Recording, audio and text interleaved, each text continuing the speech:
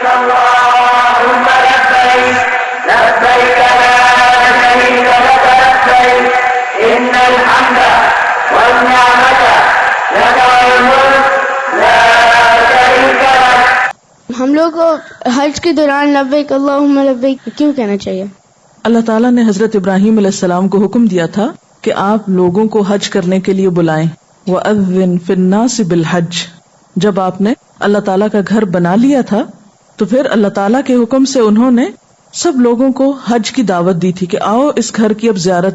تو جب اللہ تعالیٰ نے ان کو حکم دیا کہ آپ اس طرح بلائیں تو انہوں نے کہا یا اللہ یہ تو اتنی خالی جگہ پر ہے یہ گھر کہ کوئی نہیں آئے گا یہاں، کیونکہ کوئی سبزہ نہیں، کوئی پکنک پوائنٹ نہیں، بہت سخت گرمی ہوتی ہے وہاں، اور اس وقت تو کوئی آبادی بھی وہاں نہیں تھی، بالکل ویرانہ اور سنسان جگہ تھی. تو انہیں پریشانی ہوئی کہ کون آئے گا. تو اللہ تعالیٰ نے فرمایا کہ نہیں، لوگ آئیں گے، آپ بلائیں تو صحیح. دور دراز جگہوں سے آئیں گے، شوق سے آئیں گے. تو پھر کیا ہوا؟ انہوں نے پکارا اور لوگوں نے اس پر لبیک کہا. لبیک کا مطلب ہوتا ہے ہم حاضر ہیں، ہم آ رہے ہیں، ہم آئیں گے.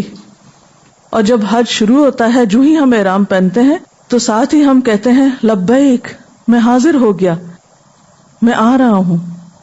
اللہ تعالیٰ آپ نے بلایا، حضرت ابراہیم علیہ السلام نے ہمیں پکارا اور نبی صلی اللہ علیہ وسلم نے ہمیں اس پر عمل کر کے دکھایا، تو ہم بھی پورے ذوق شوق اور محبت کے ساتھ آ رہے ہیں، اس لیے کہتے ہیں. السلام علیکم. وعلیکم السلام. میں نے سنا ہے کہ آب زمزم عام پانی کی طرح بیٹھ کے نہیں پیا جاتا، کھڑے ہو کے پینا مسنون طریقہ ہے. جی ہاں، آب زمزم جب نبی صلی اللہ علیہ وسلم کو پیش کیا گیا تو آپ نے کھڑے ہو کر پیا. تو آپ ہی کی سنت کا اتباع کرتے ہوئے سب لوگ کھڑے ہو کر پیتے ہیں، اور کھڑے ہو کر پینا افضل سمجھتے ہیں.